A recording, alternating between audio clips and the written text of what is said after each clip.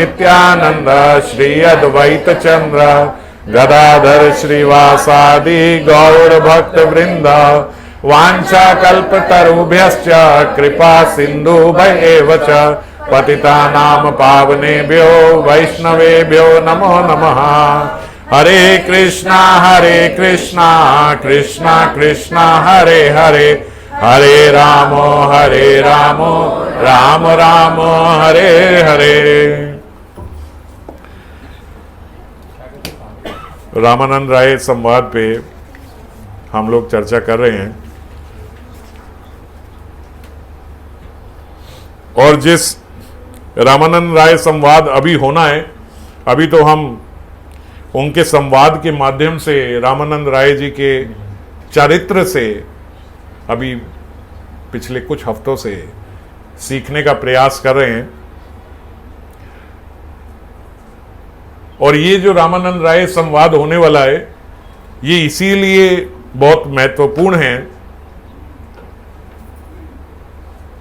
क्योंकि जिस जगत की चर्चा उसमें होनी है, जिस स्वभाव का परिचय, जिस साधना का परिचय ये रामानंद राय संवाद में दिया है, उसका हम लोग श्रवण तो कर रहे हैं, लेकिन अधिकांश भक्तों को मैं इस प्रकार देखता हूं कि जो श्रवण कर रहे हैं उसका ठीक प्रकार से मनन नहीं हो रहा। और ऐसे श्रोताओं के सामने कथा करना भी बड़ा आसान होता है। वही बात दोबारा बोल दो, उन्हें नहीं लगती है उन्हें पता नहीं लगता ये 2-4 हफ्ते पहले यही बात बोली थी। तो मैं चाहता हूं कि आप सबका भी स्टैंडर्ड बढ़ा रहे और मेरा भी थोड़ा बढ़ा रहे। तो जो कथा श्रवण करते हो उसका ठीक प्रकार से मनन होना चाहिए। उस श्रवण का कोई लाभ नहीं है जिस श्रवण का हमने मनन नहीं किया। वो तो बस आज ऐसे सुना, थोड़ा आध्यात्मिक मनोरंजन हो गया, अच्छा लगा, आप अच्छा बोल लेते हो, बड़ा अच्छा लगता है, बड़ी अच्छी वाइब्स होती हैं। जो लोग ये सब बोलते हैं, मैंने उन्हीं के पूछा तो उन्हें कथा का ज़्यादा पता नहीं था। और तारीफ वही लोग बहुत करते हैं कि आप बड़ी अच्छी कथा बोली, बड़ा अच्छा बोला, बहुत अच्छा लगा, बहुत ही आनंद आया, लेकिन 2-4 दिन बाद पता नहीं था कि क्या बोला। तो इस प्रकार का श्रवण जो है, इससे कोई लाभ नहीं होता, कोई लाभ नहीं। हाँ, बस आपने ये लाभ कर लिया कि आपने अपने जीवन का 1 घंटा जो यहाँ बैठे रहे, वो शायद आपने साकार कर लिया। तो केवल इतनी सी चीज़ के लिए तो हम लोग कथा नहीं श्रवण करें। और जहाँ तक मेरा मानना है कि एक बार कथा सुन लेने से, क्योंकि हम लोग बहुत सारे तत्वों पे चर्चा कर रहे हैं, बहुत सारे जीव का स्वभाव कैसा होना चाहिए इस पे चर्चा कर रहे हैं, तो स्वभाव में जो चीज उतारनी है वो एक बार सुनने से नहीं उतरती। वेदव्यास जी ने 70%, भागवतम में 18,000 श्लोक है, 18,000 श्लोक में से 70% श्लोकों में, यानी कि लगभग 12,500 श्लोकों में वेद व्यास जी ने यही बोला कि इंद्रिय तृप्ति नहीं करनी। समझ गए? अब 70% रिपीटिशन करने की क्या जरूरत थी कि इंद्रिय तृप्ति नहीं करनी? वो इसीलिए रिपीटिशन करनी पड़ी क्योंकि इस बात को जीव एक बारी में नहीं समझ पाता। अनेकों अनेक जन्मों के संस्कार हैं, वो एक बारी में समझ नहीं आती, वो बार बार इसीलिए बोला गया।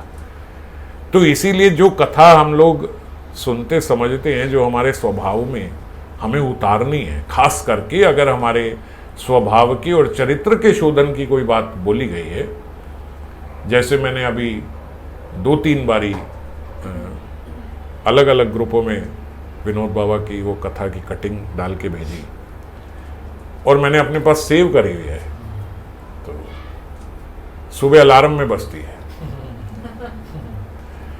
बाबा ने बोला, विनोद बाबा ने, उनके गुरु ने बोला, विनोद ये जीतने का पथ नहीं है, ये हारने का पथ है, हार जाओ। कोई ज्यादा आपसे बहस कर रहा है, कुछ कर रहा है, लड़ाई कर रहा है, झगड़ा कर रहा है, अपना मत आगे रख रहा है, कोई बात, हार जाओ, तू कर ले। लड़ाई करने की जरूरत नहीं है, समझा रहे हैं, नहीं समझ में आ रही, हार जाओ। ये हारने का पथ है। अब ये बात कई बार सुनने के बाद भी समझ नहीं आती, इसीलिए मैंने अलार्म ही लगा दिया, सुबह उठे ही इससे, ये हारने का पथ है, हार जाओ। रोज रोज रोज रोज रिमाइंडर चाहिए।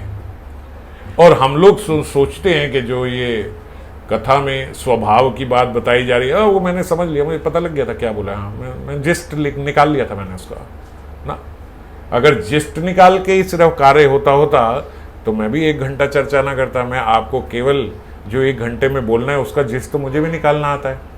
मैं भी आपको मॉरल निकाल के दे देता, सुनो आज के जो श्लोक है इनका ये मॉरल है, अब चलो प्रसाद पाते हैं, हो गया। आज जो हम कथा कर रहे हैं उसका यही मॉरल है, बस ये बता दी और बात इतने से बात बन जाएगी क्या?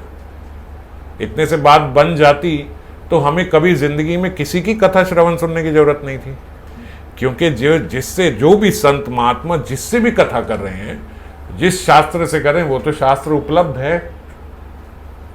भगवत गीता पे, श्रीमद् भागवतम पे, चैतन्य चरितामृत और चैतन्य भागवत के आपके पास नहीं है, वो तो उपलब्ध है। पर केवल एक जिस्ट सुन लेने से, एक श्लोक सुन लेने से वो समझ में नहीं आती। और एक बार सुन लेने से समझ में आए, इतने भी श्रेष्ठ हम श्रोता नहीं है। तो इसीलिए जो श्रवण कर रहे हैं उस श्रवण का मनन होना चाहिए। और मनन भी कंप्लीट नहीं है, एक बार मनन हो जाए फिर उसको जीवन में धारण करने का प्रयास होना चाहिए। मैंने एक बात सुन ली, वो सुनने के बाद मैंने फिर सुनी तो 2-3 बारी के बाद तो, जैसे अब राधा रस सुधा निधि पे कथा होती है तो कई सारे भक्त मुझे ये बात बोलते हैं कि वो सुबह वो श्लोक पढ़ लेते हैं, उसी श्लोक पे फिर कथा आती है, फिर वो बोलते जब कथा हम सुन लेते हैं उसी श्लोक फिर दोबारा पढ़ते हैं, और फिर दोबारा पढ़ने के बाद फिर पूर्ण रूप से उसका आस्वादन होता है। क्योंकि एक बार सुन लिया, अब उसी पे सुन के फिर दोबारा जब वो पढ़ा तब पता लगता है कि जो पहले हमने पढ़ा था वो बहुत सारी बातें ऊपर से निकल गई थी। हम लोगों की इतनी करप्ट रीडिंग है ना कि कुछ बीच में से कितने सारे शब्द नहीं भी समझ में आते तो हम चल मोटे मोटे समझ में आ ही गया, पर बहुत इंपॉर्टेंट शब्द होते हैं जो समझ में नहीं आते। तो जब फिर एक बार सुन भी लिया, एक बार पढ़ भी लिया, फिर उसके बाद जब पढ़ा तो एक श्लोक को वो 2 बार पढ़ते हैं, क्योंकि अगले दिन तो फिर दूसरा श्लोक पढ़ना है। तो इस कोटि से जिसका अध्ययन चल रहा है वो श्रेष्ठ है, उसका मनन भी हो रहा है। और मनन के साथ जो महत्वपूर्ण चीजें हैं वो अपने जीवन में धारण करने का भी प्रयास करना चाहिए। जो हमने सुना उसको धारण भी करें। अब एक बात जैसे 2-3 बार सुन ली, अब सोचो ये प्रयास करना है, अब जीवन में ये प्रयास करना है, ये प्रयास करना है। केवल ये अभ्यास करने का मन भी अगर जीव का हो जाए तो भगवान बोल रहे हैं वो मुझे अतिशय प्रिय जीव है, बहुत प्रिय है। वो कौन बहुत प्रिय है? जो सोच भी लेता है, जो साधना में अपनी वो लाने का प्रयास कर रहा है, बस वो। अच्छा, प्रयास कर रहा है नहीं, जिसने सोच लिया है बस अभी। जैसे फॉर एग्जाम्पल मैंने सुना कि निंदा नहीं करनी, मैंने सुना निंदा नहीं करनी कथा में। अब मैंने सोचा कि यार निंदा नहीं करनी, ये इतना घृणित कार्य है, प्रयास करता हूं, आज के बाद निंदा नहीं करूंगा। और प्रयास जब हम बोलते हैं तो भगवान के सामने प्रार्थना बत, एक बार भगवान से भी प्रार्थना करने की, हे ठाकुर, हे किशोरी जी, स्वामी जी, हे श्यामजू, कृपा करना, आपकी कृपा के बल से मैंने आज ये सोचा है कि अब निंदा नहीं करूंगा। जब हम इस प्रकार से प्रार्थात्मक स्तुति करते हैं, आपकी कृपा के बल से मैंने ये सोचा है, तो फिर हमारे भीतर बल भी आता है। और भगवान बोले केवल इतना सोच ले, अब वो आगे निंदा करेगा या नहीं करेगा, भगवान बोलते वो मैं देखूंगा। समझ गए? अभी ऐसा नहीं कि अब उसने छोड़े, हो सकता है उसके मुख से भी निंदा हो जाए, पर अगर उसके मुख से होती है तो फिर वो उसको बड़ा पश्चाताप होता है, ग्लानि होती है, ये मेरे से क्या हो गया,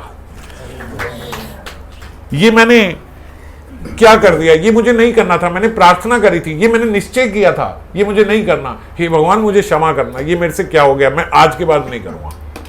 भगवान तुरंत उसका वो अपराध क्षमा कर देते हैं। दूसरा व्यक्ति निंदा नहीं करनी, मैं तो वैसे भी नहीं करता, ये निंदा विंदा मेरे अंदर है ही नहीं। ऐसा है ना प्रभु जी, और चाहे मेरे अंदर बड़े अवगुण हो लेकिन निंदा मेरे अंदर नहीं है। मेरे को किसी से ईर्षा द्वेष नहीं होता, मैं अपने में ही रहता हूं, मेरे से कोई निंदा नहीं होता, निंदा मैंने करनी नहीं। ऐसे लोग बोलते हैं, मैं समझ जाता हूं कि ये वो निंदा छोड़ो, अभी तो बहुत अहंकार ही ऊपर चढ़ा हुआ है, अभी तो बात ही अंदर नहीं जा रही है, अभी तो वो ये एक्सेप्ट ही नहीं कर पा रहा कि मुझे ये बीमारी है। किसी व्यक्ति को बड़ी बीमारी बना दो, पेशेंट एक नहीं मेरे को नहीं हो सकता ये, मैं डॉक्टर में ठीक ही फील कर रहा हूं, मुझे कोई प्रॉब्लम नहीं है, मैं बिल्कुल, वो बर्दाश्त नहीं कर पाता। तो इस प्रकार से जब कोई एकदम नकारात्मक स्थिति में ही, अभी तो मैं तो ऐसे करता ही नहीं, तो समझ लो कि अभी तो बात अंदर भी नहीं गई उसके। या किसी के भीतर अहंकार से हो जाएगी, आज के बाद देखना, अब देखना, आप कुछ भी हो जाए निंदा नहीं करूंगा मैं, ये भी हम बोलते हैं। अभी मेरे मुख से सुनने में आपको लगा होगा नहीं हम ऐसे नहीं, ऐसे तो बोलते हैं ना हम। अच्छा अब आप देख लेना, अब चाहे कुछ हो जाए मेरे मुंह से निंदा नहीं निकलेगी, 100% निकलेगी, 100% करोगे, क्योंकि आपके अंदर अभी जो अहमता घुस गया ना, देखना मैं नहीं करूंगा, ये मैं ही करवाएगी आपसे। तो जिसको हम इसको ठीक, ये भी गलत है, ये कृपा का पाठ है, केवल कृपा के बल से भगवान से प्रार्थना करें, करते रहें, जो चीज छोड़नी ये ना हो। और क्या ना हो ये समझने के लिए मुझे कई बार श्रवण करना पड़ता है उस कथा का, कि क्या जिस्त था, क्या समझना है मुझे। ऐसे नहीं है कि एक बारी में वो बात समझ में आ जाती है, समझ गए। तो इसीलिए श्रवण 1-2 बार कम से कम कथा का करके उसका मनन करें, और मनन करने के बाद फिर उसका, कई लोग, कई भक्त आपस में जो कथा सुनते हैं वो एक दूसरे को सुनाते हैं, तो ये भी बड़ी अच्छी प्रैक्टिस है, क्योंकि जब हम सुनाते हैं ना तो वो हमारी दोबारा रिवीजन हो जाती है, हाँ ये सब सुना था। तो जब ये हमारी क्रिया होती है कि पढ़ा और फिर उसके बाद सुनाया, तो वो सुनाने से जिसने सुना उसका भी लाभ हुआ, उसने दूसरी बार सुन लिया, और हमने जब बताया तो वो कई पॉइंट्स हमारे भी दिमाग में बैठ जाते हैं, चर्चा भी हो जाती है। तो ये जो चर्चा है ये भगवत गीता में भी बोली गई है, करनी चाहिए। तुष्यंती च रमंती च, जो भक्त होते हैं वो यही करते हैं, इसी में संतुष्ट रहते हैं और आपस में ये चर्चा करते हैं। टॉपिक सेम है, आप सभी इकट्ठे सुन रहे हैं, तो चर्चा भी करने से हम लोगों का वो और दोबारा मनन हो जाता है, और फिर मनन के बाद ठीक रूप से कई बारी 2-3 लोग, जैसे अब ये जो नियम है, जो अभी कार्तिक के नियमों पे हमने चर्चा करी, ये सारे नियम केवल संग बल से हो जाते हैं।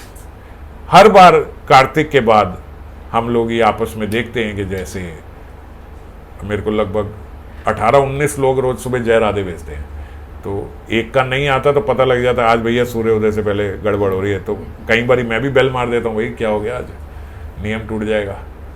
और कई बारी कोई लोग मुझे भी मार देते हैं, भैया आपका क्या हुआ आज।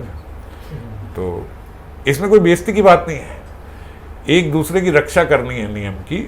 और कार्तिक के बाद मैं हमेशा ये बात मानता हूं अपने लिए तो, कि केवल भक्तों के संग के कारण ही वो सारे नियम पूर्ण हो जाते हैं।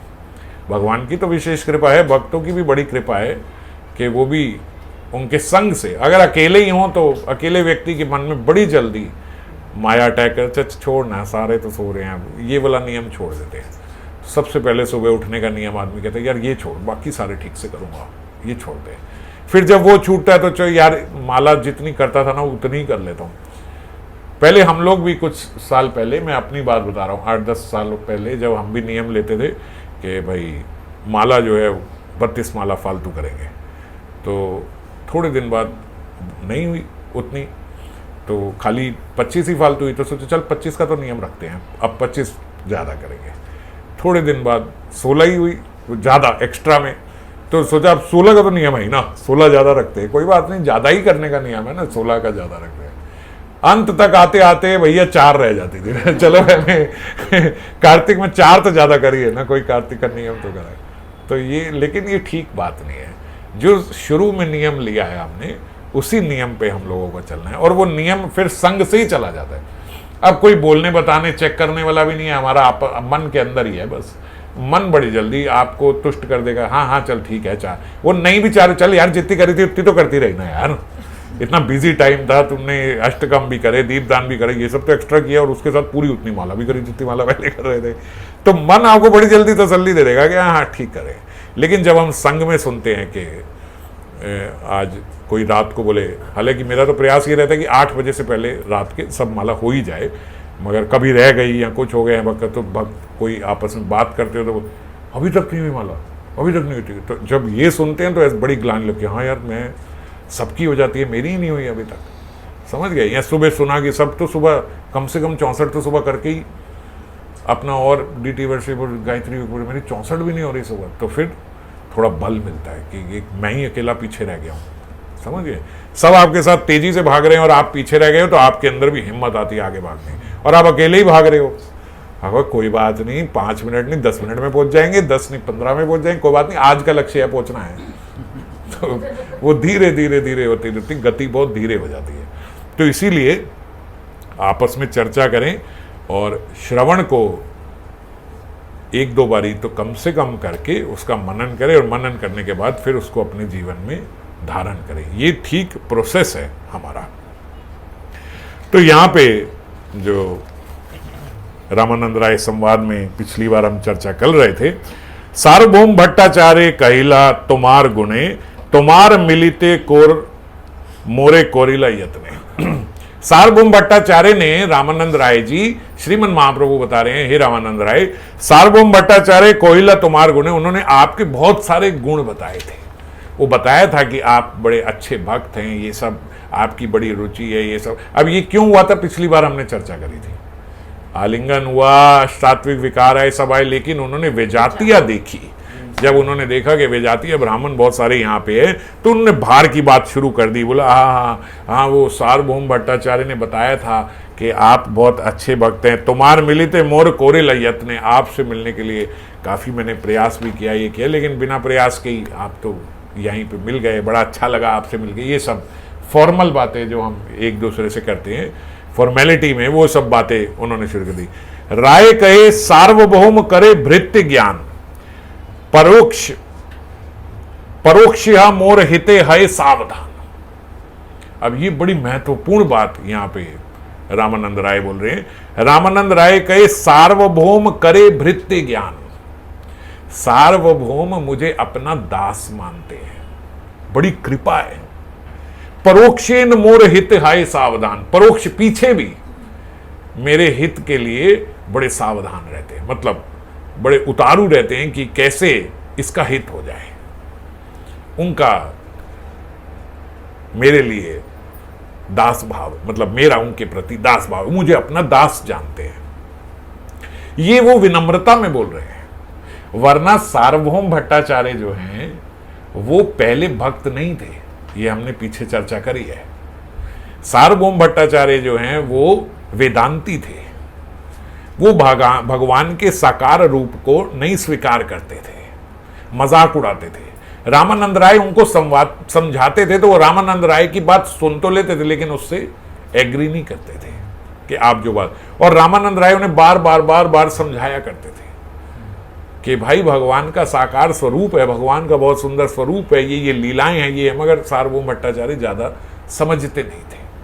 अब जब सार्वभौम भट्टाचार्य को ये बात समझ में आई तो उन्होंने भगवान से कहा, भगवान रामानंद राय से जरूर मिलके आना। सार्वभौम भट्टाचार्य ने कहा, भगवान मुझे ये जो आज आपने भक्ति दी है, ये सब मैंने पहले सुनी हुई है, इसीलिए मुझे ये सब सुनने में कोई बहुत नई बात नहीं लग रही है, मुझे समझने में कोई बहुत ज्यादा देर नहीं लग रही है। उसका कारण क्या है? उसका कारण रामानंद राय है। आज अगर मेरा आपके प्रति थोड़ा भी भक्ति भाव है तो उसका बीज रामानंद राय ने डाला था। तो उन्होंने रामानंद राय को श्रेष्ठ बता के अपने को दास माना सार्वभौम भट्टाचार्य ने, और बात ठीक भी है, क्योंकि रामानंद राय बोले, रामानंद राय के प्रति एक प्रकार से गुरु भाव है। उन्होंने मुझे इस पथ पे वो लेके आए थे, बहुत समझाया था, पर मैं उनकी मानता नहीं था। पर जब आपको देखा, आपका स्वरूप देखा, आपकी कांति दे, अब समझ में आया, अब मुझे सब समझ में आ गया। सुना मैंने सब हुआ है, श्रवण मैंने सब किया हुआ है, अब सब समझ में आ रहा है। तो आप रामानंद राय से जरूर मिलके आना, ये सार्वभौम भट्टाचार्य ने कहा। तो हमारे जैसा अगर कोई होगा और भगवान बोले वो सार्वभौम ने आपके बारे में, हाँ वो तो अपना चेला है, बताया ही होगा। भगवान सारा मैं उसे पहले समझाता था, उसे तो कुछ भी नहीं पता था। ये बोलेंगे कि नहीं बोलेंगे? अच्छा चलो, बड़े आप हम्बल हो, चेला नहीं बोलोगे तो कम से कम ये तो बोलोगे, हाँ अच्छा सार्वभौम भगवान, उसको तो मैंने बहुत समझाया है, आ गई समझ उसको, आपसे समझ में आ गई है। मैं बहुत समझाता था उसको, तो उस टाइम में बहुत बताया करता था, कोई भी ये बोलेगा।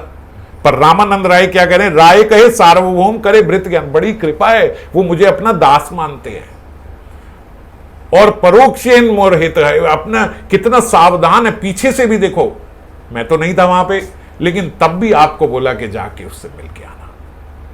जो भक्त होते हैं, जो वैष्णव होते हैं, वो ऐसे अपने आप को सबका दास मानते हैं। सार्वभौम जानते हैं मेरी स्थिति कैसी है। ये रामानंद राय कोई बहुत झूठी विनम्रता में नहीं बोल रहे हैं। जैसे हम लोग भक्तों के सामने बड़े हम्बल हो जाते हैं, पीछे से बात ही कुछ और होती है, तो ऐसा नहीं है।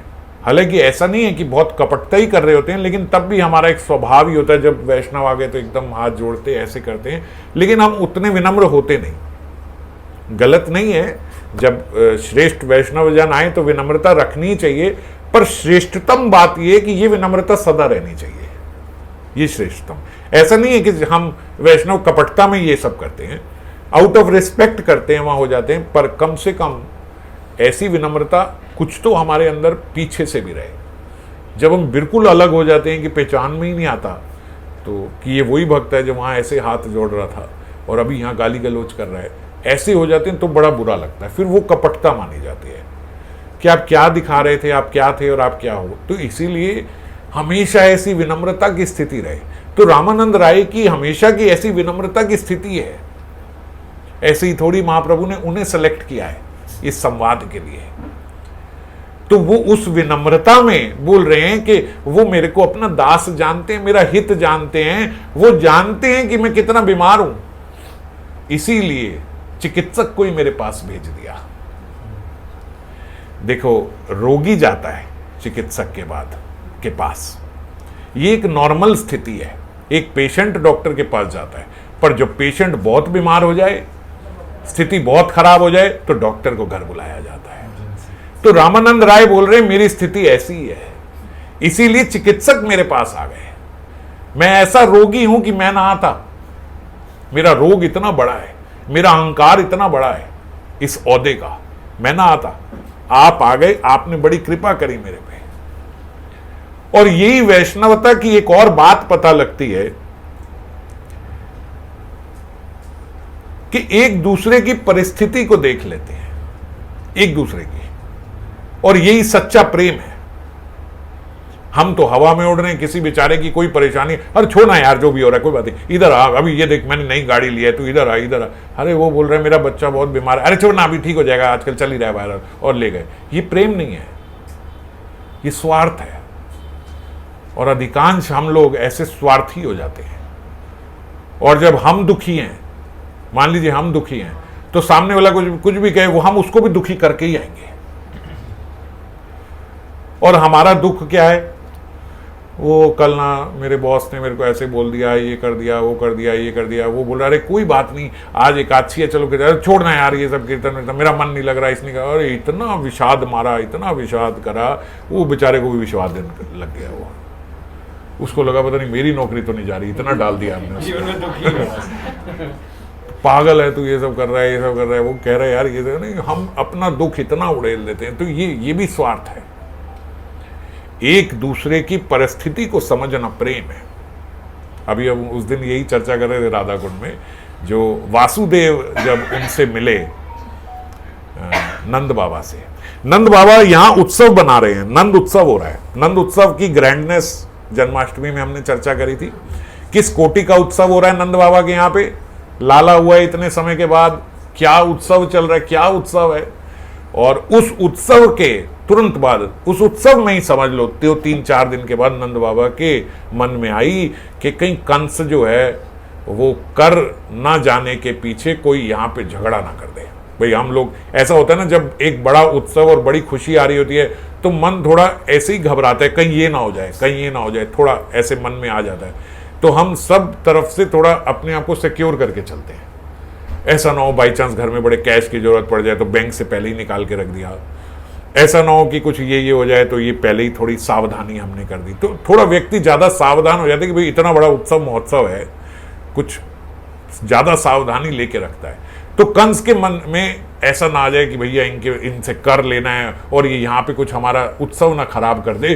तो एकदम नंद बाबा के मन में 3-4 दिन में आया, यार इतना बड़ा उत्सव चल रहा है, तुम ऐसा करो उसका जो महीने का कर हम लोग दिया करते हैं, जो सामान इत्यादि दिया करते हैं, मान लीजिए अगर वो हर 7 तारीख को जाना है तो 1 तारीख को चल पड़ो, तो पहले ही दे दो यार, 4-5 दिन पहले, कहीं कोई उत्पात ना मचाए कंस यहाँ पे। वैसे भी जो असुरी भाव के लोग होते हैं उनसे दूसरे का सुख ज्यादा देखा नहीं जाता, ये एक बात होती है। ऐसा नहीं है कि हम देखेंगे भैया इसके सींग हैं तो ही असुर होगा, या 2 दांत बाहर निकले हैं तो ही असुर होगा, खून पीता होगा तो असुर होगा, नहीं। असुरी भाव होता है। असुरी भाव क्या है, हम अपने बीच में ही देखते हैं, कुछ व्यक्ति की कुछ ज्यादा खुश हो जाए तो उसको दिक्कत हो जाती है, तो खुश क्यों है, क्या प्रॉब्लम था, क्या समझ रहे थे अपने आपको? तो जो ये आसुरी भाव है, हम दूसरे को सुखी नहीं दे सकते, वही नंद बाबा को लगा उसके भीतर तो है ही, भैया पहले ही जाके सब दे आओ। अब पहले ही देने गए तो वहां वासुदेव से मिले, वासुदेव उनका मित्र है, जब मथुरा आए कर देने तो उन्होंने कहा इनसे भी मिलते जाऊं, ये मेरे मित्र हैं। और वासुदेव को जब मिल रहे हैं तो बोलते, वो जो चर्चा है श्रीमद् भागवतम में, नंद बाबा वहां रोते हुए मिल रहे हैं, नाटक नहीं कर रहे हैं, अपने मित्र वासुदेव के दुख को समझ के कि आपके 6 संतान पहले इसने कंस ने मार दी, और 7वीं जो है वो पता नहीं कहाँ गायब हो गई। अब वो उनको तो नहीं पता है ये सब क्या लीला हो रही है कि वहाँ बलराम जी आ गए 7वीं, और 8वीं जो मेरे घर उत्सव हो रहा है वो भी इन्हीं की है। तो हालांकि वो नंद बाबा की भी है, जैसे हमने बताया था कि वहाँ भी हुआ था, लेकिन तो वो ये समझ, और 8वां भी आपका जो है वो पता नहीं कोई देवी आई, देवी उड़ के चली गई, वो भी गायब हो गई संतान, तो आपकी तो 8 संतान गायब हो गई। इस दुख से जो इतने बड़े उत्सव से आ रहा है, नहीं तो आदमी पता है क्या आज सोचता है, यार इतना उत्सव चल रहा है, अभी वो छोड़ यार, उसको नहीं, अभी मैं नहीं मिल रहा, वो रो रहा है, वो सब बाद में करेंगे, अभी उसका बहुत दुख चल रहा है, छोड़ो अभी। क्योंकि हम इतने हाई हैं ना कि अगर कोई बेचारा थोड़ा लो चल रहा है तो छोड़ यार, अभी इसको नहीं मिल रहा है, अभी ये सब मूड नहीं है। मगर मित्रता, वैष्णवता ये नहीं है। नंद बाबा असली में वहां रो रहे हैं, मुझे बहुत दुख हो रहा है ये जान के कि ये ऐसे कर रहा है, ऐसे कर रहा है, ये सब कर रहा है। और वहां दूसरी तरफ जो वसुदेव है, वासुदेव उसके अपने गम को छोड़ के वो उनकी प्रसन्नता में बहुत प्रसन्न है। वासुदेव बोल रहे हैं यार ये तो जो होना था होना ही है, जो करनी है उसको कौन टाल सकता है, जो प्रारब्ध है वो तो हम सबको निपटनी है, आप उसको छोड़ो ना, आप अपने उत्सव की बात बताओ, वहां कैसा उत्सव चल रहा है। आपके वहां लाला भाया इतने समय के बाद, वो लाला का उत्सव कैसे चल रहा है, मुझे उसकी थोड़ी छवि दिखाओ उस उत्सव में। देख रहे हो, वासुदेव अपना दुख भूल के नंद बाबा के उत्सव की बात कर रहे हैं, नंद बाबा अपना सुख भूल के वासुदेव के दुख की बात कर रहे हैं। यही वैष्णवता होती है, समझ गए? वो दूसरे की परिस्थिति को जान के उसके हिसाब से बात करे, अपनी उसमें ना रहे। ऐसी सार्वभौम वहां पे जो हैं, वो रामानंद राय की स्थिति जानते हैं, वो भगवान को, भगवान एक बार आप जा रहे हो वहां रामानंद राय से जरूर भेंट कराना। रामानंद राय यहाँ के, वो सार्वभौम मेरे को अपना दास जानते हैं, देखो मेरे पीछे से भी मेरा कितना हित कर रहे हैं, इसीलिए उन्होंने आपको मेरे पास भेज दिया। यही वैष्णवता है, एक दूसरे की स्थिति को जान के और फिर उनका करें। और हमारे भीतर जो हम पिछली बार भी चर्चा कर रहे थे, हमारे भीतर ये भाव कैसे आए, जैसे हम कह रहे हैं कि ये धारण कर लें हम अपने जीवन में, मैं कैसे धारण करूं ये अपने जीवन में? जो पिछली बार हमने चर्चा करी थी कि मेरी थोड़ी ममता और अहमता, ये मेरा मैं और मेरापन थोड़ा कम हो, जब ये वासुदेव कुटुंबकम वाला भाव आएगा, ये सब मेरे निज जन है, ये सब मैं ही हैं, ये सब मेरे ही हैं, ऐसा भाव आए हमारे भीतर। अभी हम मैं और मेरा केवल देहादिक संबंधों को और देह को, और जैसे जैसे माया बढ़ती जाती है तो देह आदिक संबंध भी मेरे नहीं रहते, केवल देह ही मेरा रह जाता है। और जैसे जैसे माया हटती जाती है, देह आदिक संबंध भी मेरे हैं, सारे वैष्णवजन, गुरु बहन भाई ये सब भी मेरे हैं, ये सब मोहल्ले वाले भी मेरे हैं, ये देशवासी भी मेरे हैं, ये जगतवासी भी मेरे हैं, ये जीव भी मेरे हैं, सब अपने लगते हैं। ये हट रही है माया, और जब बढ़ रही है माया तो इतनी संकीर्णताओं में व्यक्ति फंसता फंसता फंसता, वो कहते हैं बस मैं बच जाऊं, मैं ठीक रहूं, बस बाकी सब भाड़ में जाए। ये बढ़ गई माया। और इसी कारण से हम लोग, जो पिछली बार हमने चर्चा करी थी कि भगवान की सर्व उपस्थिति है, लेकिन हमारे लिए भगवान सर्व उपलब्ध नहीं है। प्रस्तुति तो है, भगवान की उपस्थिति तो है, पर हमें क्यों नहीं मिल रहे? हमें क्यों नहीं मिल रहे? क्योंकि हमने ममता और अहमता का गहरा पर्दा आगे डाला हुआ है।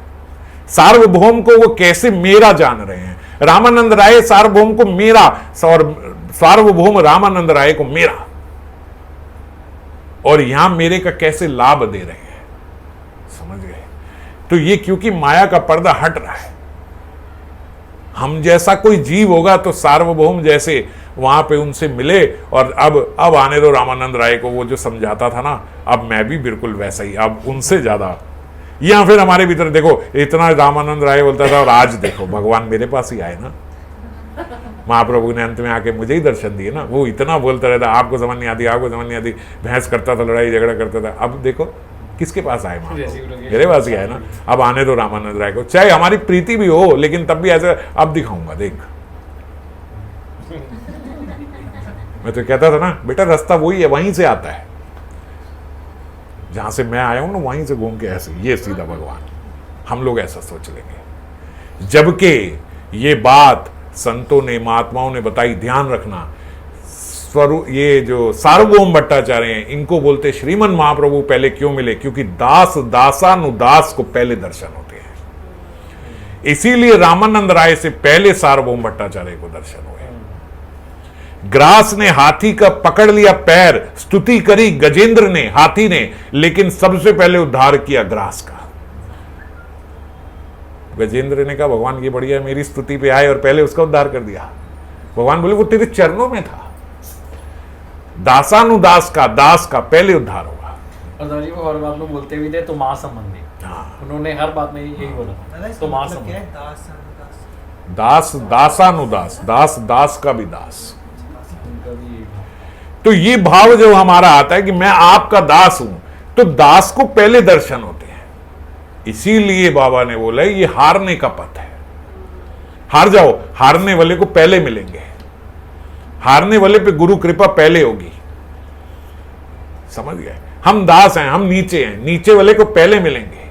अगर भगवान पतित पावन है तो पतित का पहले पावन, पतित का पहले उद्धार होगा। अगर दीन बंधु हैं तो सबसे पहले दीन का उद्धार होगा, और मैं करते रहने वाले का नहीं होता। भक्तमाल में दो भाई थे, कोल जी और अल जी। आप लोगों ने, कुछ लोगों ने पहले सुनी होगी कोल और अल जी की कथा। जो कोल जी थे वो शुरू से ही बड़े वैरागी थे, बड़े वैरागी भक्त थे। हर समय तीर्थाटन करना, सत्संग करना, भक्तों के बीच में रहना, ऐसे ही रहते थे। त्यागी और वैरागी में फर्क होता है। एक उपरति भी होता है, ऊपर की भी एक गति है। त्यागी मतलब जैसे मेरा लोभ तो बहुत है, जैसे आप लोग सब अभी कार्तिक में त्यागी हो जाओगे। लोभ तो बहुत है खाने का, लोभ तो बहुत है सोने का, लोभ तो बहुत है, लेकिन करना नहीं है। त्यागी है, त्याग करा है। तो आप, सच बात है, आप लोग 1 महीना त्याग करोगे, यही तो बोला जा रहा है। ये थोड़ी बोला 1 महीना वैरागी हो जाओ। 1 महीना वैराग, महीने का वैराग नहीं होते। वैराग जो है वो स्थायी स्थिति है। उसमें क्या है वैराग में कि आपके सामने वस्तु है लेकिन आपका मन ही नहीं है। तो कई बारी त्याग से, सच्चे त्याग से वैराग भी हो जाता है। जब सही रूप से जीव भक्त त्याग करता है, कई बारी उस त्याग से फिर वो वैराग की स्थिति में पहुंच जाता है। वो टेम्परेरी से परमानेंट स्थिति में पहुंच जाता है। त्याग में क्या है, आपका मन तो कर रहा है लेकिन आप पा नहीं रहे। वैराग क्या है, आ गया लेकिन आपको इच्छा ही नहीं है पाने की, आप कुछ है ही नहीं।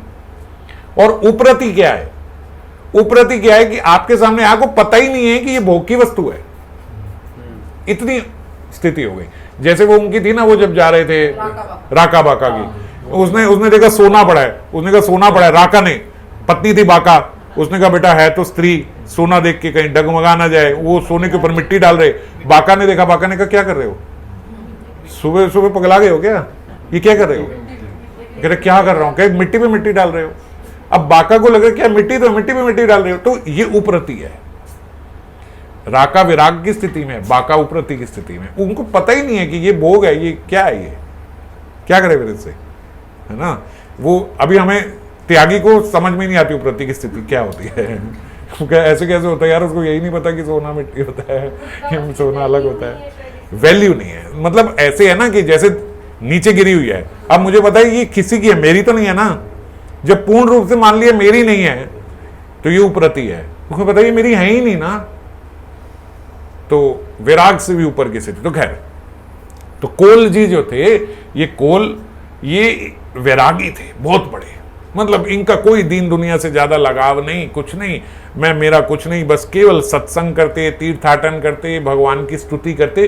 दिन का दिन भी भगवान की स्तुति इत्यादि में ही बीतता, अध्ययन करने में और भगवान की स्तुति करने। जो अहल जी थे, अहल जी जो हैं वो, उनके जो भाई थे, छोटे भाई, वो उनके मन में काफी वासनाएं थी, इस जगत के प्रति काफी वासनाएं थी उनके भीतर।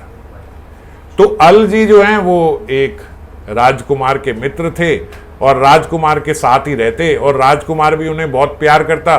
तो जो जो सुविधाएं राजकुमार अपने लिए, अब राजकुमार इत्यादि लोग तो भोगी ही होते हैं, तो जो जो वो अपने लिए भोग की वस्तु लाता है, बिल्कुल सेम वही अल जी के लिए भी लाता। दिन रात आपस में चौसड़ खेल रहे हैं, कुछ खेल रहे हैं। जो खाने का पीने का राजकुमार के लिए आ रहा है, वो खाने पीने का उनके लिए भी आ रहा है। तो खान पान भी शुद्ध नहीं, कुछ नहीं। लेकिन अल जी में एक बात बहुत अच्छी थी कि वो अपने भाई जो कोल थे, जो बड़े भाई थे, उनमें उनकी भगवत बुद्धि थी। वो हमेशा ये मानते थे कि मैं जो हूं, मैं बड़ा विषयी हूं, पर रहने तो जो ठीक है, मैं बड़ा विषयी हूं, लेकिन जो मेरा भाई है वो बहुत बड़ा भक्त है, मेरे भाई बहुत बड़ा संत है। और भाई के प्रति भगवत बुद्धि थी कि ये next to God is my brother, उनके प्रति उनकी बड़ी श्रद्धा थी। रामानंद राय संवाद में, मैं ये क्यों बता रहा हूं, रामानंद राय संवाद में यही बात सीखने वाली है। सार्वभौम जैसे भी थे, लेकिन रामानंद राय के प्रति श्रद्धा थी। रामानंद राय कैसे भी हैं, सार्वभौम कैसे भी हैं, रामानंद राय की सार्वभौम के प्रति भी श्रद्धा है। चाहे वो वेदांती थे, कुछ थे, लेकिन श्रद्धा भाव थी। तो यहां पे ऐसा बोला जाता है, जैसे रामानंद राय ने बोला कि भृत्य ज्ञान करते हैं, ऐसे बोले आप भगवान के आश्रित ना हो पाओ, किसी भक्त के आश्रित हो जाओ। जो भगवान के आश्रित जन है, किसी ऐसे आश्रित जन के आश्रय में आ जाओ। बस इतना भी कर लोगे तो भगवान आपका उद्धार कर देंगे, आपका कल्याण शायद पहले कर देंगे, क्योंकि आप आश्रित जन के आश्रय में आ गए। ये बड़ी श्रेष्ठ बात है। रामायण में एक चौपाई है, काम क्रोध मद मान न मोहा। ये सुनना क्या क्या चीजें नहीं करनी चाहिए तो भगवान की प्राप्ति होती है।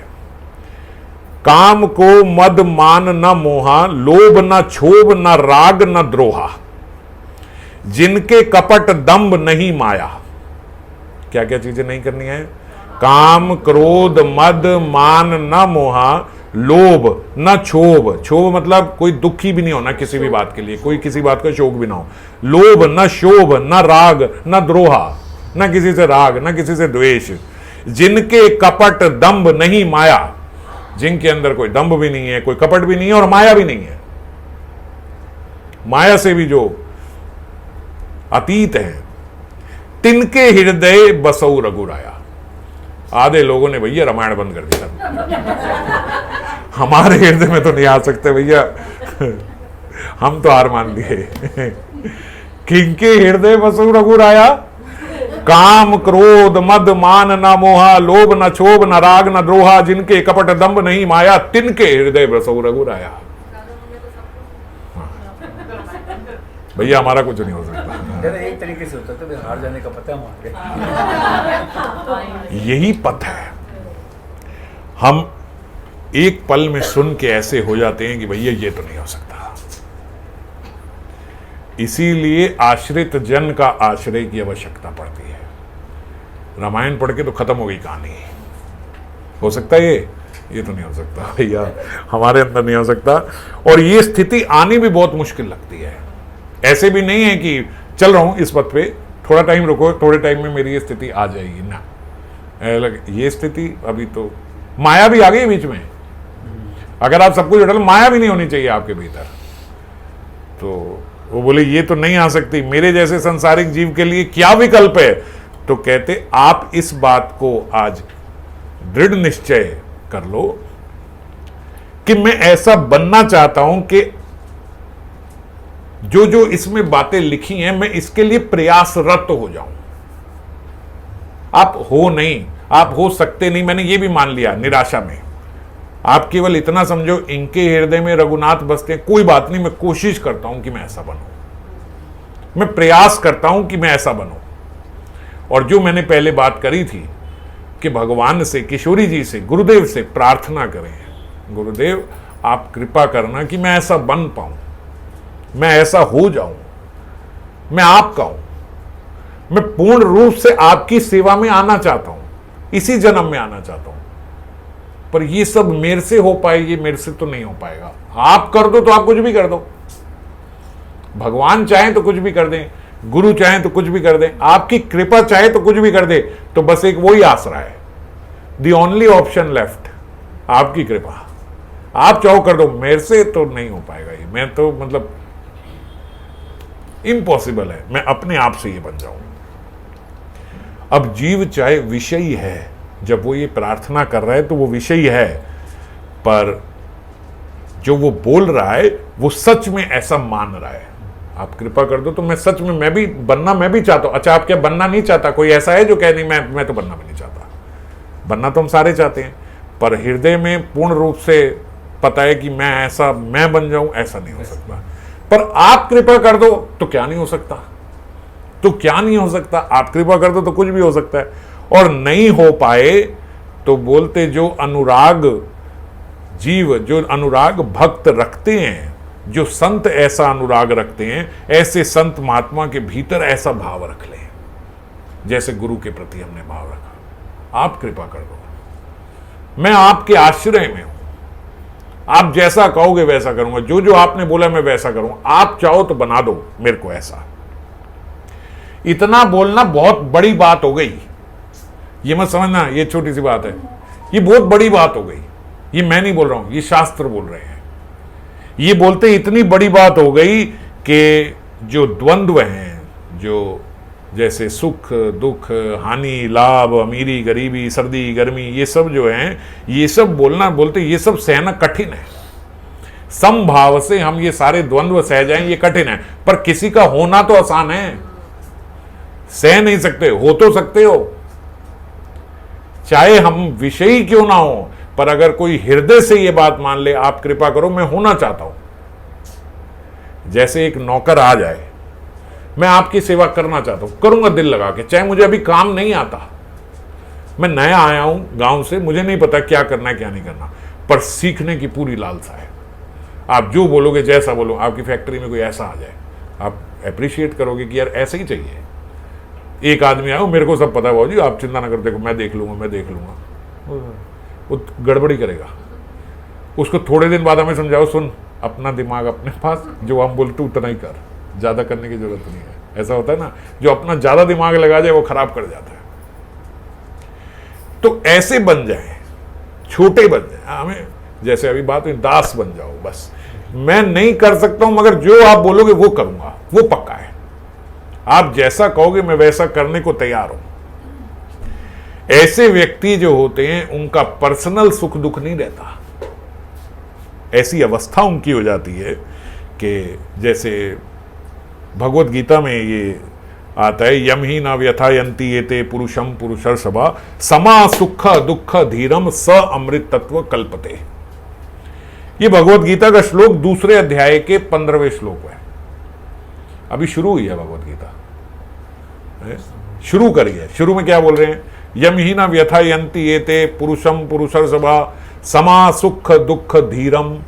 अरे भगवान अभी चुप यार, शुरू करिए, अभी तो और आपने शुरू में ये बोल दिया कि समा दुख सुख धीरम। ये भगवान अर्जुन को ये बोल रहे हैं जब वो बहुत शोक में हैं कि पहले तो धीर अवस्था में आ जाओ। और ये कब आ सकता है? जब अर्जुन ने शरणागति कर, अच्छा चलो अब आप जो बोलो मैं वो करूंगा, बोला ना अर्जुन ने ये। और जब ये बोला अर्जुन ने, तब भगवान ने बोला अब ये स्थिति तेरी आ जाएगी, अब ये तुझे लानी नहीं है। ये द्वंद्वों से हम जब तक मुक्त होने का प्रयास करेंगे हो नहीं पाएंगे। पर जब हम एक बार ये कह दें, तो मैं कितने सारे भक्तों को यहीं पे ऐसा देखता हूं, आश्रित हैं, बहुत सारा घर में दुख आ रहा है लेकिन वो इतने दुखी नहीं हो रहे, बहुत सारा संसार से दुख मिल रहा है लेकिन दुखी नहीं हो रहे, वो निकलते जा रहे हैं, पार हो रहे हैं। देखे है ना कितने दुख आ रहे हैं मगर वो दुखी नहीं हो रहे। क्यों नहीं हो रहे? आश्रित जन है, अपना कोई पर्सनल ज्यादा सुख दुख है ही नहीं, अब मैटर ही नहीं कर रहा है। तो आश्रय में बड़ा बल है। ये स्थिति लाने, अच्छा आप ये स्थिति लाने का प्रयास करो। अभी पूरी भगवत गीता पढ़ी है, 18वां अध्याय, अभी भगवत गीता शुरू हुई है दूसरे अध्याय से ही। पहले अध्याय को तो शोक योग बोला जाता है। शोक तो है अर्जुन को, लेकिन योग है। भगवत गीता के सारे अध्याय योग ही हैं। योग क्या है? जो भगवान से मिलाए। योग क्या है? जो दूसरे के लिए हो। अर्जुन को शोक अपने लिए नहीं है। वो ये नहीं डर रहा यार भगवान में मर गया तो यार अभी तो बहुत जवान हूं, अभी तो मेरी बीवी है, मेरे बच्चे हैं, मेरा जवान बच्चा है, अभी तो उसको स्टैंड करना है मैंने, अगर मैं मर गया तो। ये शोक है कोई अर्जुन को? अर्जुन को ये शोक नहीं है।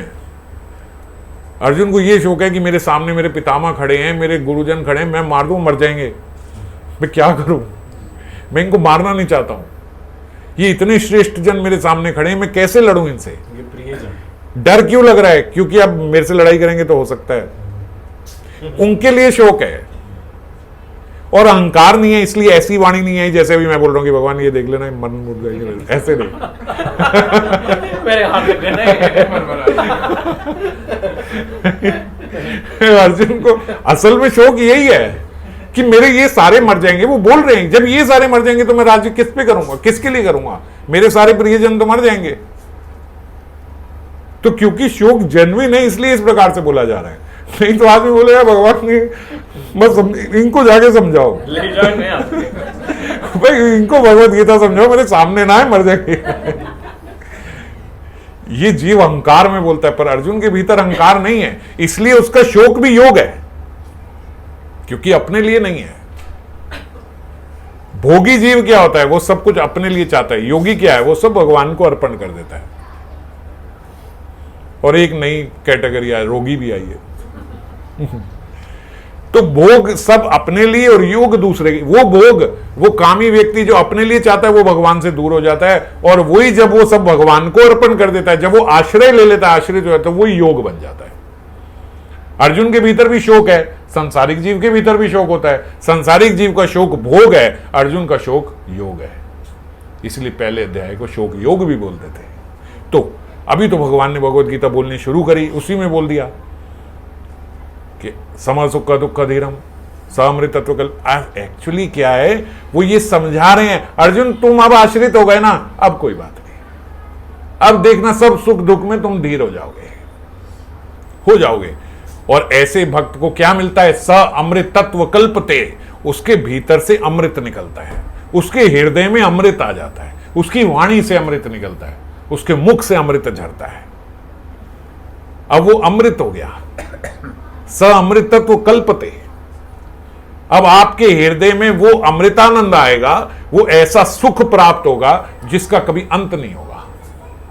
यही सुख तो चाहिए हमें हृदय में, जिस सुख का अंत ना हो। तो ये किससे मिला अर्जुन को? आश्रय से। जब उसने आश्रय करा तब हो गया।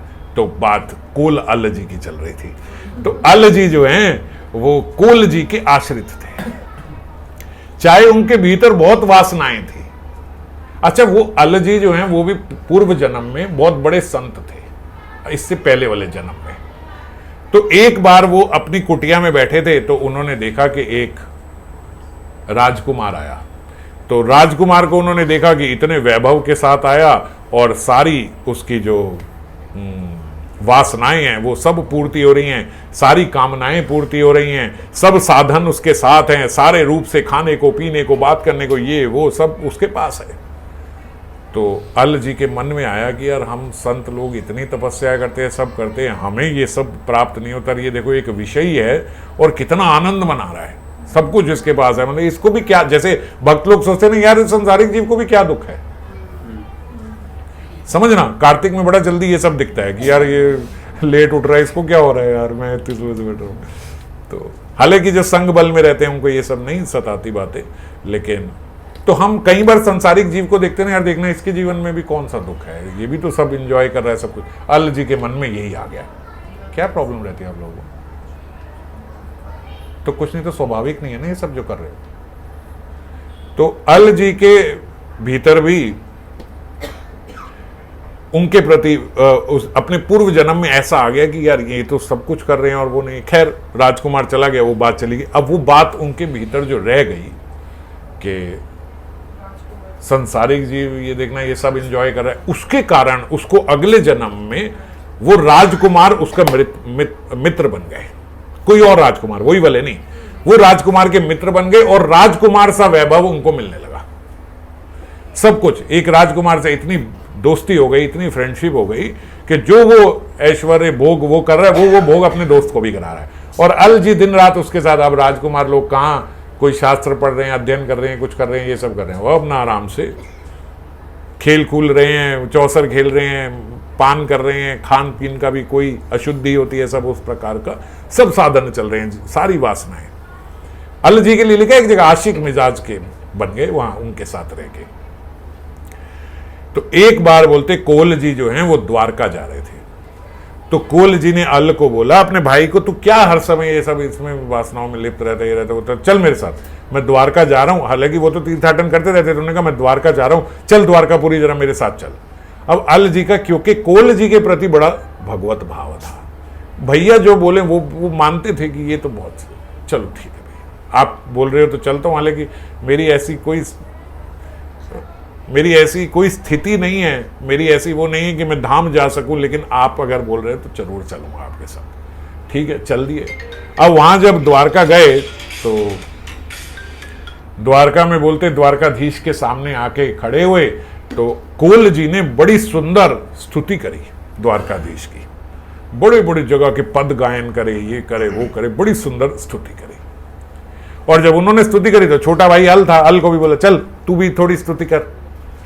अल ने बोला भैया मेरे को क्या पता है, आप इतनी सब पद गान स्तुति में तो कुछ भी नहीं जानता। वो आशिक मिजाज के आदमी थे जो थोड़ी बहुत पोइट्री उन्हें वही आती थी उसी टाइप की, तो उन्होंने वो 4 पंक्तियां गा दी और भगवान के लिए, मतलब भगवान के सौंदर्य में कुछ थोड़ा इसी प्रकार की गा दी, क्योंकि 4 लाइनें बस।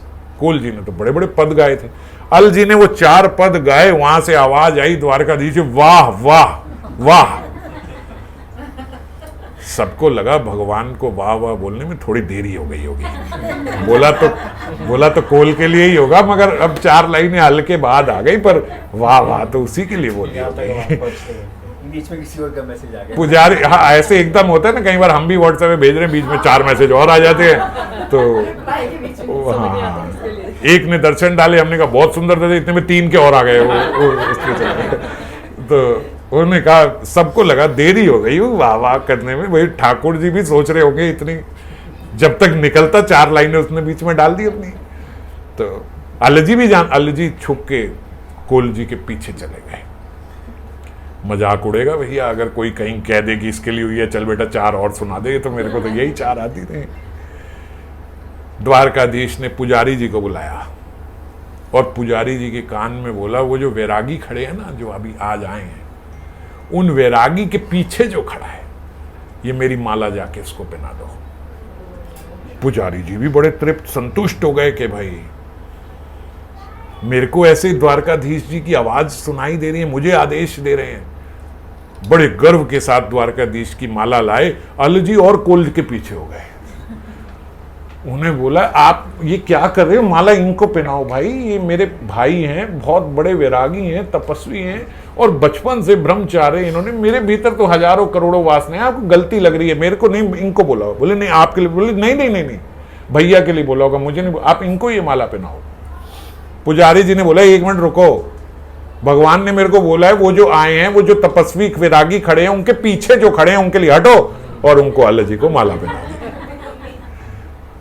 अल जी बड़े एम्बेरेस हो रहे हैं कि भाई कुल जी के आगे मेरे को बना, और कुल जी के भीतर ऐसे आया, वाह द्वारकाधीश, मैं क्या पद गा रहा हूं, क्या कर रहा हूं, उसको तो राजकुमार की संगति से अभी उठा के लाया हूं, पता नहीं वहां क्या पान करता है, 4 लाइनें भी पता नहीं कौन सी उसने सुना दी, उसके लिए वाह वाह हो रही है।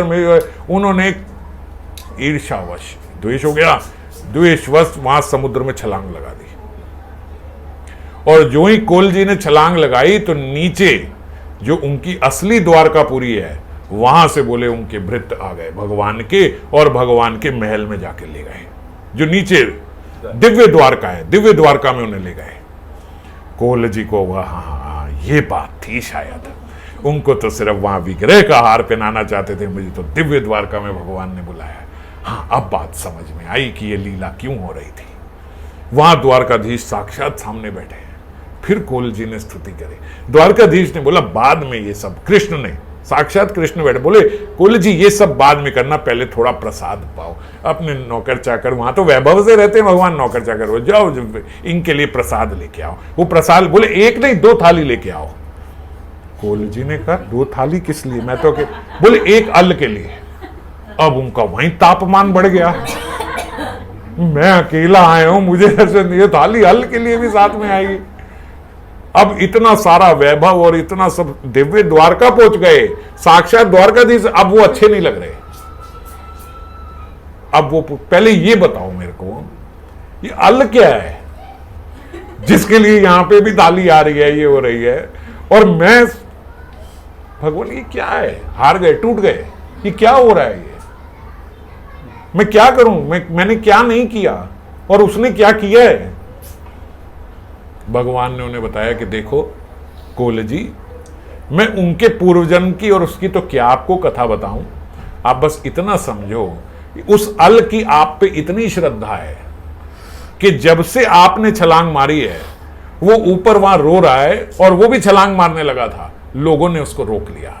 उसकी आप पे इतनी श्रद्धा, आप मुझे बहुत प्रिय हो, प्रिय ना होते तो आपको ये दिव्य द्वारका के दर्शन होते।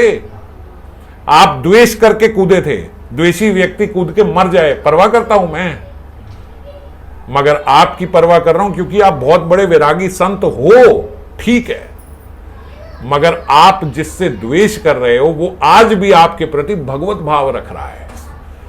आप भले मेरे दास हो गए, अभी निवृत्त नहीं हुए सारे विकारों से, वो आपका दास है, इसलिए वो मुझे आपसे ज्यादा प्रिय है।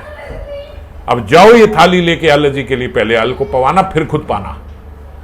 अब कोल जी मुंह लटका के दोनों थाली लेके ऊपर पहुंचे और पहले अल को पवाया, फिर, और अब अल के दास हो गए। भैया मुझे तू अपना दास बना ले, तेरे को दास नहीं बनाना मैंने। दासों का बोलबाला हो रहा है यहां, तो वैरागियों का नहीं हो रहा।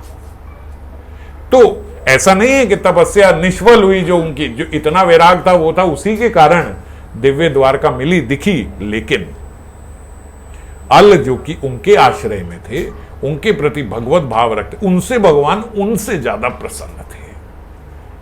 इसीलिए भृत्य ज्ञान दास भाव अगर किसी का हो तो उससे भगवान अतिशय प्रसन्न होते हैं। तो ये एकदम वही बात जो हम यहां रामानंद राय और सार्वभौम भट्टाचार्य जी की समझ रहे हैं कि जब ऐसा भाव आ जाए हमारा कि मैं उनका दास हूं, ये भाव हमारा सबके लिए रहे, सबके लिए, इसमें कल्याण आप ही का है। ऐसी विनम्रता रहे कि भैया मुझे किसी से लड़ाई नहीं, झगड़ा, कोई बहस नहीं, कोई आर्ग्यूमेंट नहीं, जो बोल रहे हैं ठीक है, मुझे डांटा है ठीक ही डांटा है, क्रोध किया ठीक ही किया, मेरे पे करना ही चाहिए था, तभी सीधा रहूंगा मैं। उल्टा बोल रहे हैं अच्छी बात है, नहीं बोलेंगे मैं फूल जाऊंगा अहंकार से, अच्छा है। 4 हवा भरने हैं तो 4 सुई मारने वाले भी होने चाहिए, निकली रहे जरा जमीन पे रहे, नहीं तो बैठे बैठे हैं जमीन से मैं देखता हूं ऊपर हो जाते कितने कितने वक्त, अपने आप से हवा बढ़ती चली जाती है। अच्छा है 2-4 लोग थोड़ी सुना देते हैं, बहुत बढ़िया बात है, सुनाना चाहिए। नहीं सुनाएंगे तो हमारे भीतर भक्ति नहीं बढ़ जाएगी, अहंकार बढ़ जाएगा। ये बात मान के सबके लिए हमारा दास भाव रहे। और आप सुई मारने वाले भी ना बनना, भैया मेरे को इसकी मारनी पड़ेगी नहीं तो ये हवा में उड़ जाएगा, ऐसे भी ना बन जाना। भगवान ने मुझे शायद इसलिए रखा बेटा तेरा कारना पड़े, इसलिए नहीं आप अगर ये कर भी दोगे, अगर ये आप मान भी, तो आपका तो नुकसान हो गया ना। जाएगा तो दास पहले, भगवान को तो दास प्रिय है, समझ रहे हो। आप दूसरे का तो कल्याण कर रहे हो। अगर आप ऐसा सोच भी लो कि चल बेटा तेरे को सुई मारने के लिए भगवान ने मुझे रखा है, कोई बात नहीं, हम मान गए, पर आपका नुकसान हो जाएगा, अपना सैक्रिफाइस करके। आप यूं समझो कि आप अपना जीवन, अपना भजन सैक्रिफाइस करके ये बात सोच रहे हो। तो इसीलिए दास भाव हमारा रहे। यही वो कह रहे, राय कहे सार्वभौम करे भृत्य ज्ञान, परोक्ष मोर हित है सावधान। मेरा उनके प्रति, मैं उनका दास हूं और वो अपना दास समझ के मेरे पे कृपा करी है उन्होंने, ऐसा भाव हमारा भी रहे। तो इसी बात को हम लोग समझे। एक कार्तिक के लिए इतनी बात भी समझ जाएंगे तो कार्तिक बड़े अच्छे से होगा। एक बार कार्तिक में हमने ये भी प्रण लिया था, नियम लिया था कि भीतर चाहे कितनी आग लगे लेकिन ऊपर से क्रोध नहीं आना चाहिए, एकदम क्रोध नहीं करना, ये नियम लिया था। किसी पे क्रोध नहीं करना, कुछ नहीं करना।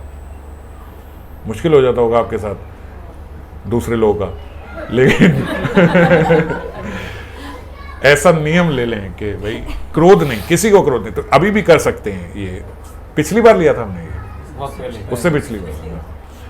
तो ये अच्छे नियम होते हैं, बहुत बढ़िया है कि भैया ऊंची आवाज में बात नहीं करनी किसी से, कोई क्रोध नहीं करना, चाहे कोई बहाना नहीं स्कूल में जरूरत पड़ती है, नहीं कॉलेज में जरूरत नहीं, ऑफिस में जरूरत पड़ती है, नहीं ये नहीं मेरी टीम मानती नहीं है, मैं टीम लीडर, कुछ नहीं। विनम्रता से, विनम्रता की बात हर आदमी समझता है, केवल आपको समझानी नहीं आती विनम्रता से। इसीलिए आप ऊंची आवाज का सहारा लेते हो, क्योंकि आपकी विनम्रता में, आपकी पवित्रता में वो बल नहीं है, इसीलिए आपको आवाज ऊंची करनी पड़ती है। असल बात ये है, संतों की बात कौन नहीं मानता, अच्छे मान जाते हैं। चिल्ला के बोलते हैं क्या, वो डांट के बोल रहे हैं क्या, डरा के बोल रहे हैं क्या, नहीं, दम है उनकी पवित्रता में। तो अगर हम अपनी पवित्रता का बल रखें, विनम्रता से बोलें, तो हमारी विनम्रता की आवाज़ भी व्यक्ति के हृदय तक जाएगी। पर क्योंकि हम उतने पवित्र नहीं हैं, हम जब अपनी टीम के मेंबर को बोलते हैं 10 घंटे काम करने को और खुद 5 घंटे करना चाहते हैं, क्योंकि मैं निकलना चाहता हूं इसलिए उसको समझा रहा हूं, भाषण दे रहा हूं कि शाम तक रुकना जरूरी है, तो वो बात फिर विनम्रता से पहुंचती नहीं, क्योंकि आपके भीतर कपट है। सच्चे होके बोलोगे तो बोलना नहीं, फिर हमें चिल्लाने का सहारा लेना पड़ता है, ऊंची आवाज का सहारा लेना पड़ता है, पर जरूरत नहीं है। तो इसीलिए अगर हो सके तो कार्तिक में ये नियम भी रखो कि बिल्कुल क्रोध नहीं करना, ऊंची आवाज में बात नहीं करनी। और अब तो आज बल्कि 17 इस पे हुआ है, तो बड़ी अच्छी प्रैक्टिस भी हो जाएगी हमारी। दास बनो, दास बनो, दास बनो, हमें हारना है, ये हारने का पथ है। हमने तो इतना घर में चला दिया, बच्चा भी जब चेस खेलता हुआ हार जाता है, वो बोलता है कोई बात नहीं पापा, ये हारने का पथ है।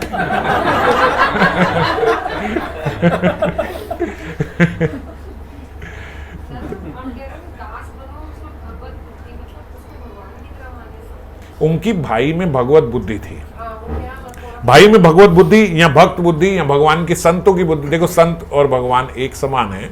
जैसे हम किसी भगवान के अनुरागी भक्त के आश्रय में आ जाए, तो भगवत बुद्धि रखने का मतलब ये है कि अगर वो ये कह रहे हैं कि ऐसे करना है तो ऐसे ही करना है, आर्ग्यूमेंट नहीं करने। ऐसे क्यों, ऐसे क्यों कर लूं, अच्छा पहले मेरे को बताओ ऐसे क्यों कर लूं, ऐसे नहीं। अर्जुन ने भी प्रश्न किए हैं, ऐसा नहीं है कि भगवान बोलते जा रहे, अर्जुन कह रहे ठीक है मार दो मार दो मार दो, मार देते हैं, ऐसे नहीं। भगवान क्यों मारूं, क्या मैं ना मारूं तो नहीं चलेगा, ऐसे पूछा है। प्रश्न कर परिप्रश्नेन सेवया, इसलिए भगवान है, आप प्रश्न पूछ के भी सेवा कर रहे हो। और जब प्रश्न सेवा की तरह पूछा जाता है, उपदेशयन्ति ते ज्ञानम, ज्ञानी नास तत्वदर्शिना, फिर जो भक्त है वो आपको उपदेश देंगे, वो आपको समझाएंगे, जब आप प्रश्न सेवा की तरह पूछोगे। सेवा की तरह कैसे पूछा जाता है, आपने मेरे को बोला कि ये कार्य करना है, डन कर दिया, होगा, आपने जो बोला यही होगा। मुझे थोड़ा संशय हो रहा है कि ऐसे क्यों करना चाहिए हमें, ये प्रश्न पूछने का तरीका है। इसमें कोई प्रश्न नहीं है कि आप जो बोल रहे हो वो मैं करूंगा या नहीं करूंगा।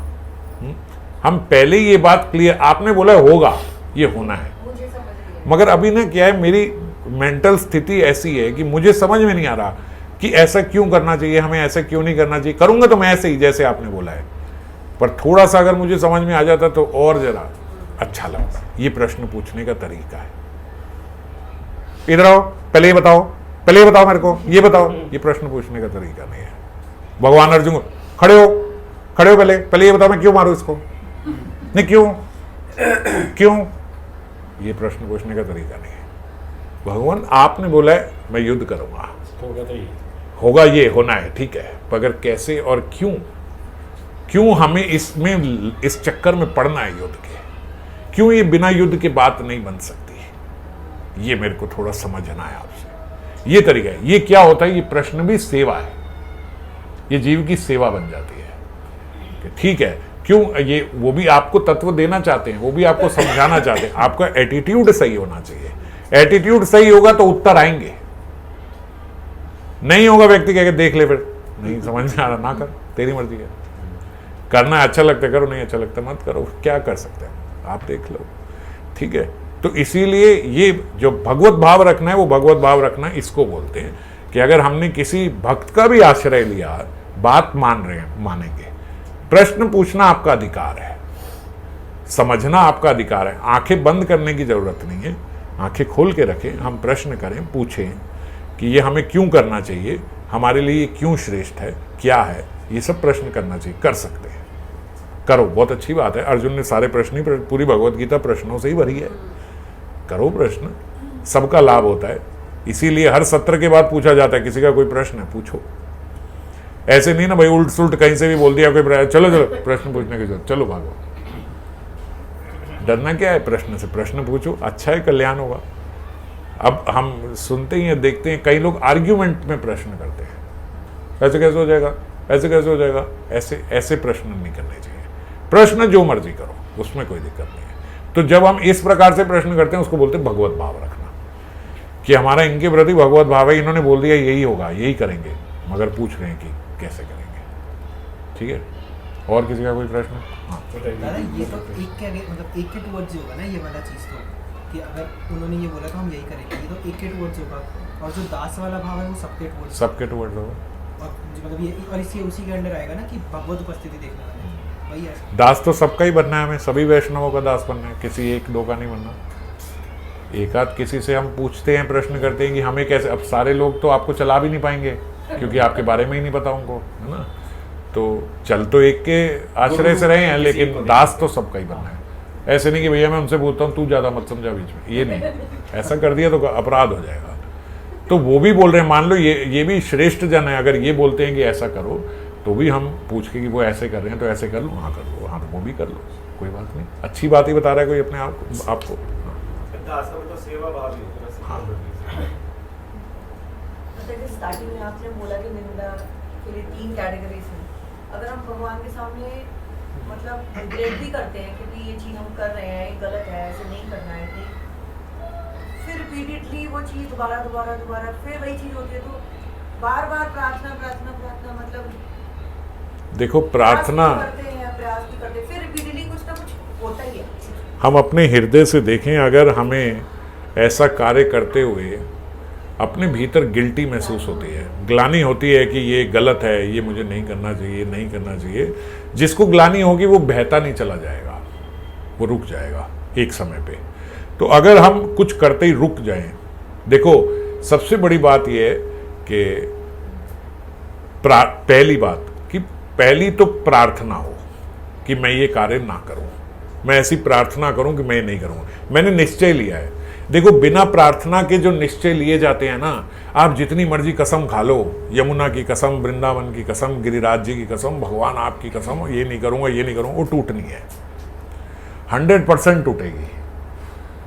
जितनी मर्जी कसमें खा लो, मैं ये नहीं करूंगा, ये नहीं करूंगा, वो टूटनी है, समझ गए। वो कब नहीं टूटेगी? जब हमारा प्रार्थनात्मक स्तुति होगी कि भगवान मैं क्या बोलूं, मैं तो नरक में ही पड़ा हूं, मैं तो फिर कर दूंगा, आप क्यों पूछ रही है, तो लेकिन आप मेरे पे कृपा करो कि मेरे से ऐसा ना हो, मैं करना नहीं चाहता हूं, करना नहीं चाहता, मैं ये नहीं करना चाहता, मुझे इसमें कोई मजा नहीं मिलता, कोई आस्वादन नहीं मिलता, बिल्कुल नहीं करना चाहता। ये पहली स्थिति है प्रार्थनात्मक। दूसरी, प्रार्थना का क्या, कम कर दो इसको। दूसरी क्या होगा, प्रार्थना के बल से जब आप करने लगोगे या जब आप कर रहे होगे तो आपके भीतर से जरूर एक पुकार आएगी। ये प्रार्थना का फल है कि वो चैत्य गुरु आपको याद दिलाएंगे। जो भीतर परमात्मा बैठे हैं वो आपको सचेत करेंगे, जरूर करेंगे। अगर कोई कहता है मुझे नहीं होता, वो झूठ बोलता है, क्योंकि वो करना चाहता है इसलिए वो बोलता है नहीं मुझे नहीं होता। अगर आपने प्रार्थना करी है तो शास्त्र में स्पष्ट लिखा है वो परमात्मा जिनसे आपने प्रार्थना करी है वो दूर नहीं है, आपके भीतर है।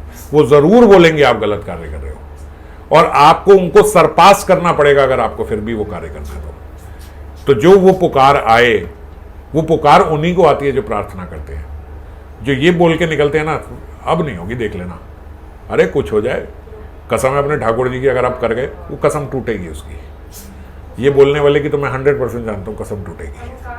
प्रार्थना करी, प्रार्थना के बल से उसके, प्रार्थना में भी ऐसा नहीं है वो दोबारा नहीं करेगा, प्रार्थना करने वाला भी कर जाएगा, पर प्रार्थना का ये फल मिलेगा कि भगवान जिनसे प्रार्थना करिए वो भीतर से बोलेंगे गलत हो रहा है, गलत हो रहा है, गलत हो रहा है, गलत हो रहा है, गलत हो रहा है, टोकते रहेंगे गलत हो रहा है।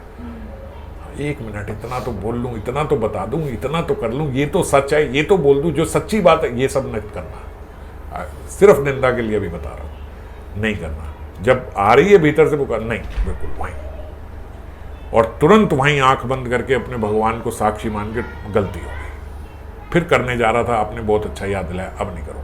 ऐसा जीव करे तो उसकी बहुत जल्दी वो आदत छूट जाएगी। फिर नहीं हो सकता कि वो चलती जा रही है, सालों से चलती है। वो सालों तक तब चलेगी जब वो, उस समय हम पुकार सुन ही नहीं रहे हैं, वो चिल्लाए जा रहे हैं नहीं नहीं नहीं नहीं नहीं नहीं नहीं नहीं, और हम 1 मिनट, अभी इसमें निंदा नहीं हो रही, अभी तक तो मैं सब सच ही बोल रहा हूँ।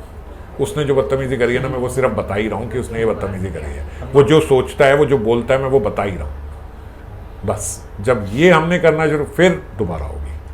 अब क्योंकि इसका भी तो परिणाम मिलेगा ना, निंदा का परिणाम निंदा ही है, पाप का परिणाम पाप ही है, अपराध का परिणाम अपराध ही है। फिर करोगे, फिर करोगे, फिर करोगे, समझ गए? और जब रुक जाओगे तो बड़ी जल्दी रुक जाओगे। जब एकदम वहां गिरोगे कोई प्रॉब्लम नहीं है, पर गिरते ही जैसे ही किसी ने भीतर से परमात्मा ने रुक, नहीं ये नहीं करना, रुक है। हाँ हाँ, संकेत जरूर आएगा, 100% आएगा अगर प्रार्थना करिए तो। उस संकेत से रुक जाएं तो फिर नहीं होगी। यही रोकने का एक तरीका है।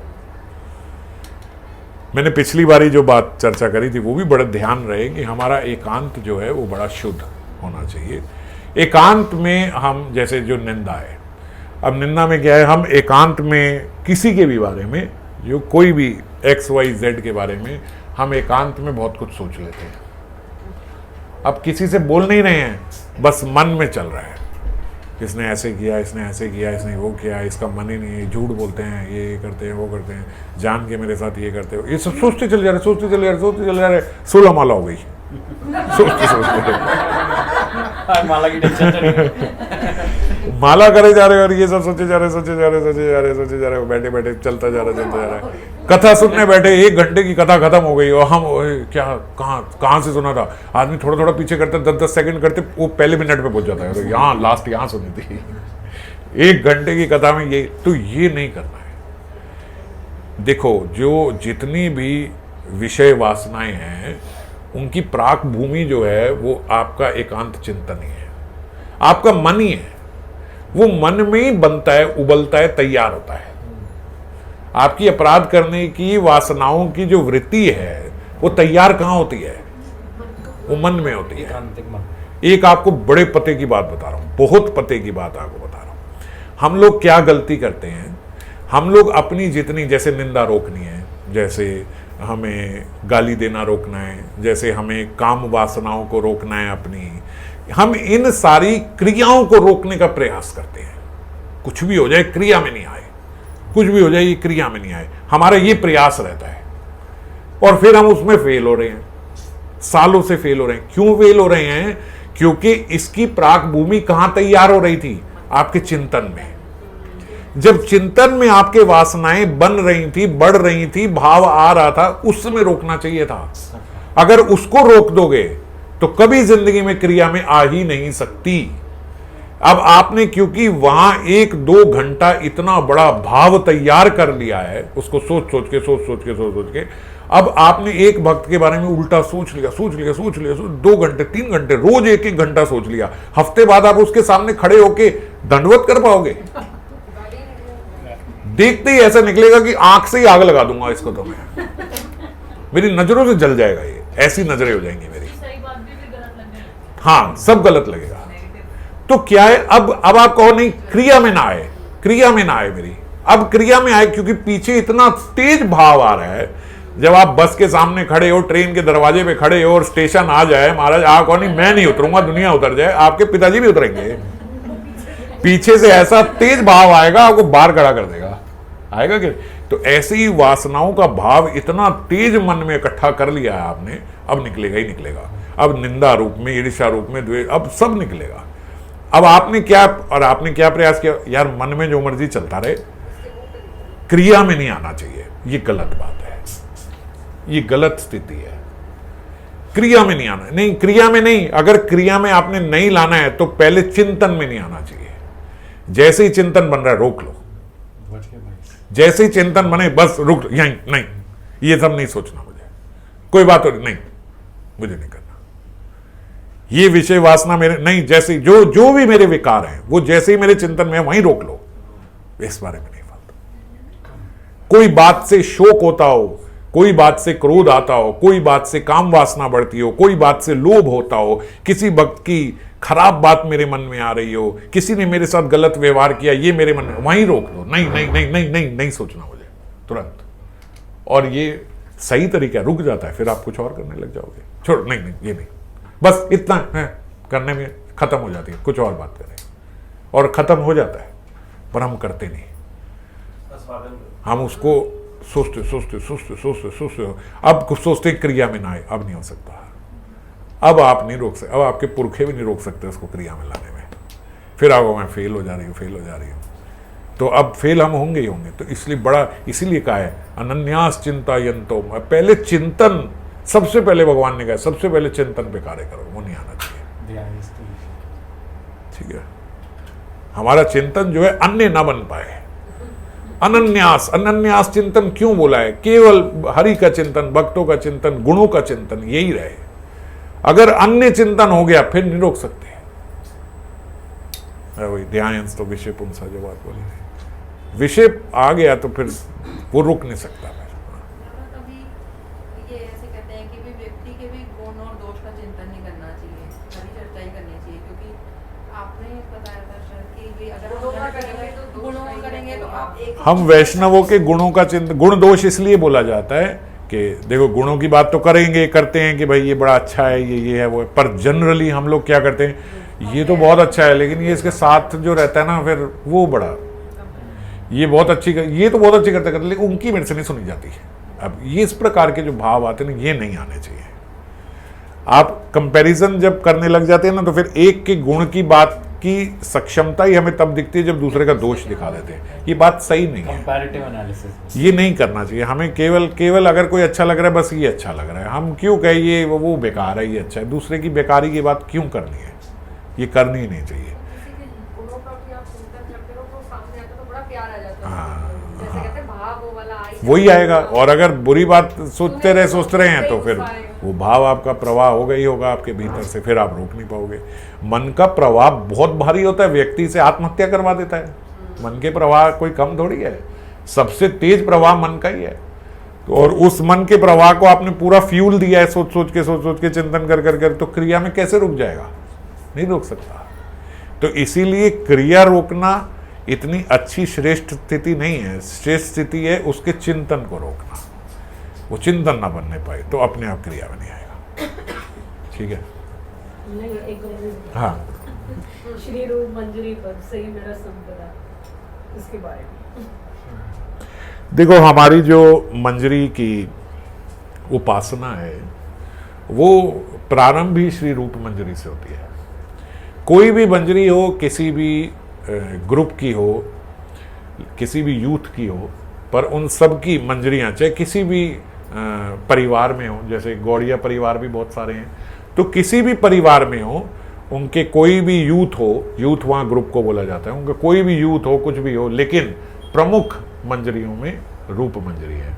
तो श्री रूप मंजरी पदा सही मोरे संपदा, उनकी जो चरण है, उनकी जो चरणों का मतलब ये होता है कि जो उनका जो उनकी जो क्रियाएं, उनका जो भाव है, उनकी जो सेवा है, वो मेरे माथे पे है, वही मेरी मेन संपदा है।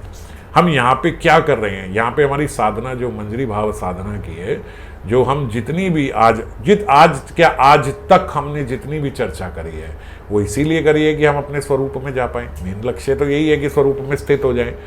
चाहे अनर्थ निवृत्ति की बात करें, चाहे अर्थ प्रवृत्ति की बात करें, चाहे किसी भी तरीके से करें, मेन तो मंजरी भाव उपासना जो हमारी है, उसी उपासना में, उसी स्वरूप में सिद्ध होना है। तो उस स्वरूप में सिद्ध होके क्या करना है, वही जो रूप मंजरी कह रही है, जो रूप मंजरी ने बोला है, जैसा वो कर रही हैं, उनके अनुगत्य में बिल्कुल वैसा ही सेम हमें करना है।